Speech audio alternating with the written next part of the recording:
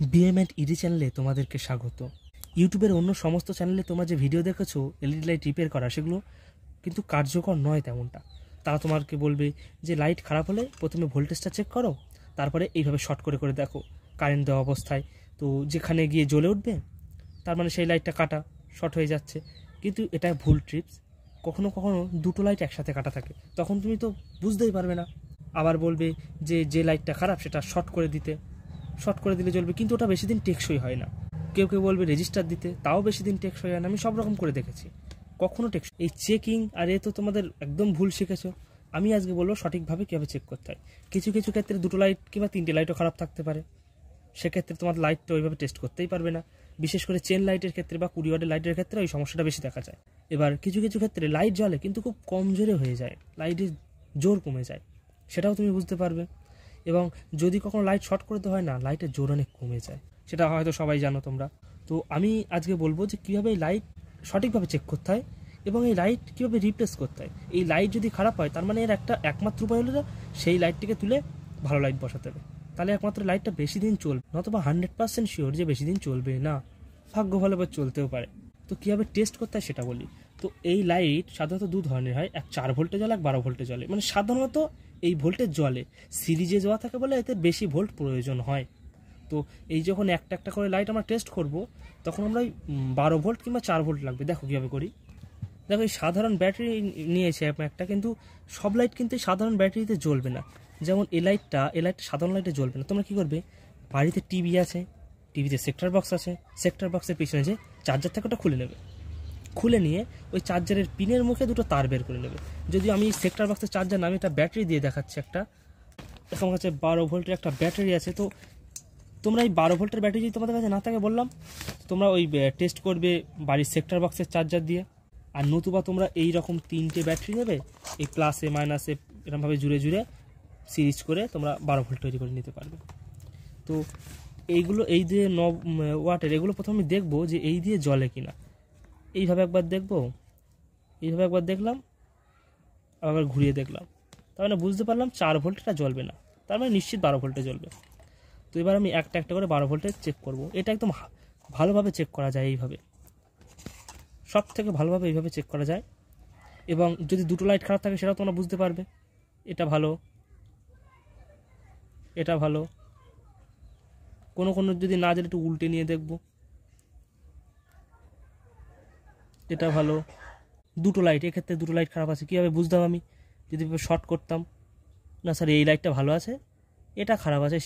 দেখো, তো এইভাবে তোমরা 12 ভোল্টের একটা ব্যাটারি নিয়ে কিংবা চার্জার নিয়ে, 12 ভোল্টের চার্জার, সেক্টর বক্সের চার্জার নিয়ে তোমরা এই লাইটগুলোকে টেস্ট করতে পারবে। একদম পারফেক্টভাবে টেস্ট করা যায়। যদি কোনো লাইটের জোর কম মনে হয় তো তোমরা সেটাকেও তুলে বাদ দিয়ে দেবে। এবং কীভাবে লাইট বাদ দিতে হবে, একটা তাতাল দিয়ে, শুধুমাত্র এই লাইট আমি রিপ্লেস করবো, অন্য লাইট থেকে খুলে নিয়ে আমি বসাবো একটা তাতাল দিয়ে, সেটা আমি অবশ্যই দেখাবো। সব লাইট কিন্তু 12 ভোল্ট সহ্য করতে পারবে না, কিছু কিছু এটা 4 ভোল্টও দেওয়া যেতে পারে। ধরো এইগুলো যেমন 4 ভোল্টে জ্বলারই কথা, এগুলো প্রথম 4 ভোল্ট বা 3 ভোল্ট দিয়ে দেখবে যে লাইট জ্বলে কিনা। যদি না জ্বলে তাহলে বুঝতে হবে যে ওর থেকে একটু বেশি ভোল্ট দিয়ে চেক করতে হবে। যেমন এটাও 4 ভোল্টে জ্বলবে না। এবার তোমাদের একটা জিনিস দেখাই, দেখতে হচ্ছে এটা 20 ওয়াটের চেন লাইট। তো এই ক্ষেত্রে বেশি দেখা যায় দুটো লাইট, 3টে লাইট একসাথে কাটা থাকে, তখন না কিন্তু টেস্টই করা যায় না। ওই তার শর্ট করে করে দিয়ে কতক্ষণ আমি তার শর্ট করে দিয়ে কটা করবো, শর্ট খাওয়ার ভয় থাকে। দুটো লাইট খারাপ থাকলে তখন তুমি টেস্টই করতে পারবে না। তার থেকে সব থেকে সহজ উপায় এইটা হলো না, একটা একটা করে এইভাবে টেস্ট করো। এই জ্বলছে, চলছে, তো এইভাবে টেস্ট করাই কিন্তু সব থেকে সুবিধাজনক। এই ব্যাটারি দিয়ে যদি 4 ভোল্টে না জ্বলতে আমি 12 ভোল্টে দিয়ে চেক করতাম। তো এইভাবে চেক করা উচিত। প্রথমে 4 ভোল্টে দেখবো, যদি না জ্বলে, একটাও যদি না জ্বলে, তো 12 ভোল্টের ব্যাটারি সেক্টর বক্স চার্জার দিয়ে দেখবো। আর এর ভেতরে যে কিট থাকে, সেই সার্কিট বোর্ড রিপেয়ার করা যায়। এবং আমি আর একটা ভিডিও তৈরি করেছিলাম যাতে পুরো ডিটেলসে বুঝিয়েছিলাম এই প্লেট কোথায় পাওয়া যায়, কি কোথায়, কখন এই প্লেটটাকে সম্পূর্ণ নতুন বদলাতে হয়। তো সেটা সম্পূর্ণভাবে আমি আলোচনা করেছিলাম। তো সেই ভিডিওটা অবশ্যই একবার দেখবে।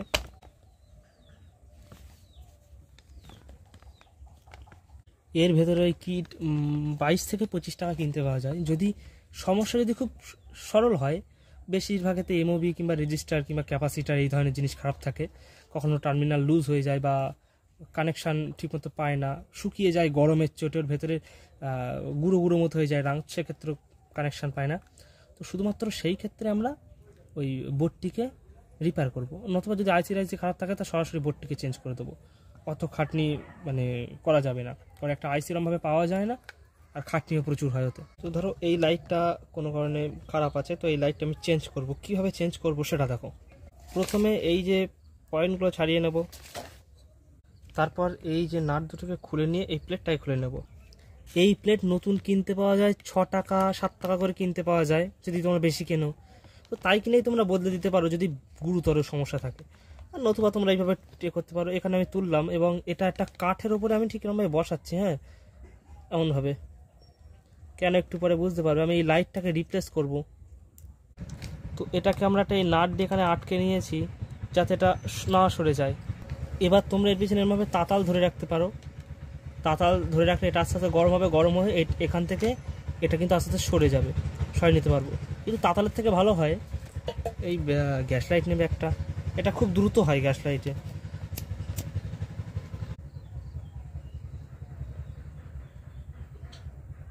দেখো এই দেখো গলে যাচ্ছে, এই দেখো এটা কিন্তু উঠে গিয়েছে, বেশি ঘা দিলে হবে না। এবার আমি একটা নতুন লাইট অন্য জায়গা থেকে খুলে নেব, নিয়ে এখানে বসিয়ে দেবো, হয়ে যাবে, টেকসই ভালো হবে। তো দেখো আমরা একটা অন্য লাইট থেকে কিন্তু একটা খুলে নিয়েছি, এই যে। তো এটাকে এর উপরে আমরা বসিয়ে দেবো। তার আগে এটাকে এর একটু রাং লাগিয়ে নিলে একটু ভালো হবে। তো আবার একটু গ্যাস লাইট গরম করবো এবং এর উপরে সামান্য রাং দিয়ে দেবো। দেখো এর উপরে রাং দিয়ে দিয়েছি। এবার এটা গরম করব আর এর উপরে এটা বসিয়ে দেবো, বসিয়ে দিয়েছি। এবার লাইটটা বসিয়ে দিয়েছি, একদম পারফেক্টভাবে কিন্তু এটা হয়ে গিয়েছে, সব লাইট বসিয়ে গিয়েছে। এটা সহজে আর খারাপ হবে না। দেখো লাইটের প্লেট কীভাবে রিপেয়ার করবে সেটা তোমাদের দেখে দিলাম। এবার দেখাই যে কীভাবে এর ভেতরে সার্কিট রিপেয়ার করবে।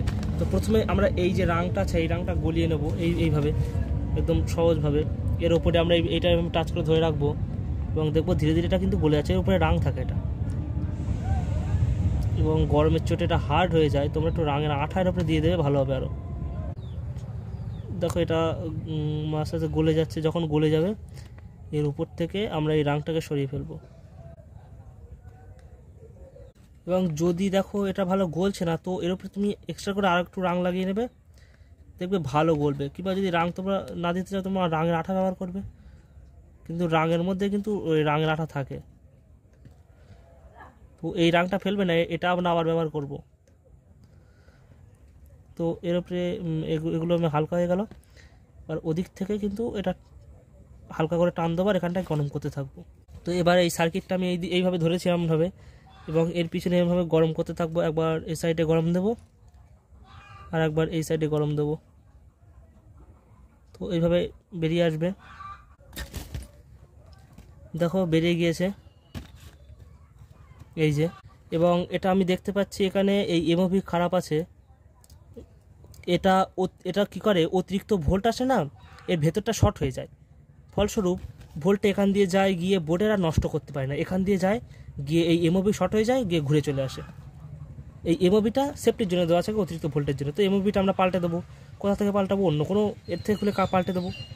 একটা রেজিস্টার খারাপ আছে, রেজিস্টার দুটো খারাপ আছে সম্ভবত, রেজিস্টার দুটো পাল্টে দেবো, হয়ে যাবে। আর কিছু তো খারাপ নেই এতে। যদি ছোটোখাটো এর এমন সমস্যা হয় কিংবা ক্যাপাসিটারের সমস্যা হয়, সেক্ষেত্রে তোমার রিপেয়ার করবে। আর যদি আইসির সমস্যা হয় তা বেকার রিপেয়ার করা, খাটনিটা বেকার হবে। কারণ এটা 22 টাকা 24-25 টাকা এরকম পাওয়া যায়, এই কিট নতুন পাওয়া যায়। তো কেন খাটতে যাবে অত?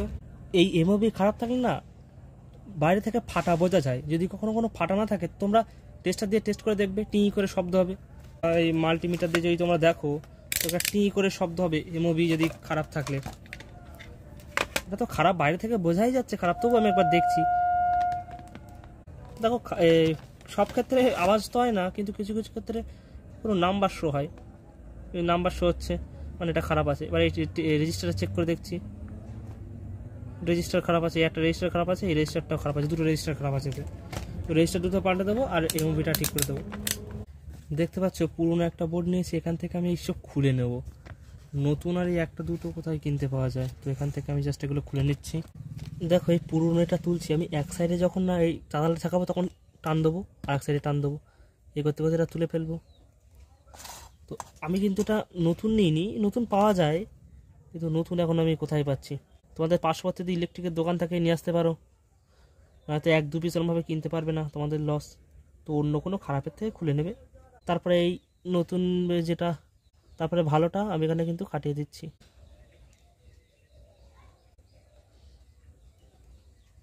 দেখো এমওবিটা খাটানো হয়ে গিয়েছে। তারপরে এই রেজিস্টার দুটো আমি এখানে তুলে বদলে দিচ্ছি, তাহলে কিন্তু হয়ে যাবে। তো দেখো আমরা এই 3টে জিনিস পাল্টে দিয়েছি, এবার এটা রিপেয়ার তো হয়ে গিয়েছে। জাস্ট এবার এটাকে ঠিকভাবে বসিয়ে দেওয়ার পালা। তার আগে ওপর দুটো আমাদের এখান থেকে ক্লিয়ার করতে হবে। তারপরে এই যে পুরনো রাঙগুলো আমরা দিয়েছিলাম সেই রাঙই কিন্তু এর উপরে আমরা আবার দিয়ে দেবো।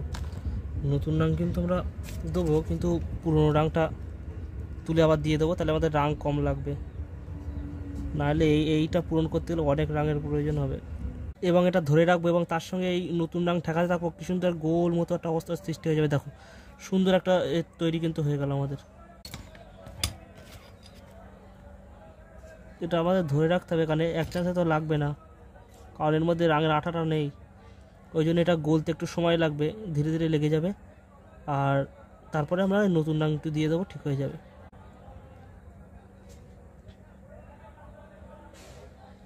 একদম কিন্তু তৈরি, এবার রিপেয়ার কমপ্লিট। এবার এরপরে লাইটটা লাগিয়ে দেবো, হয়ে যাবে। তারপর এটা সোল্ডারিং করে দেবো। এটা একটু ওপর থেকে সোল্ডারিং করবো, এটা অ্যালুমিনিয়ামের গায়ে টাচ করবো না, তাহলে কিন্তু রাঙ গলতে চায় না অ্যালুমিনিয়ামের গায়ে টাচ করলে। অ্যালুমিনিয়ামের একটু ওপর থেকে টাচ না করে এই রাঙটা সোল্ডারিং করে দিতে হবে। তাহলে ভিডিওটা একটু সামারি যদি আমি বলি, তো কীভাবে চেক করতে হয়, ভোল্টেজ দিয়ে, ব্যাটারি দিয়ে চেক করতে হয়। 12 ভোল্ট কিংবা 4 ভোল্ট দিয়ে চেক করবে। লাইটটা কখনো শর্ট করে রিপেয়ার করবে না, তলায় আগুন কিংবা ওই তাতাল দিয়ে গরম করার পরে লাইটটাকে তুলে রিপ্লেস করে দেবে, টেকসই হবে তাতে অনেক বেশি।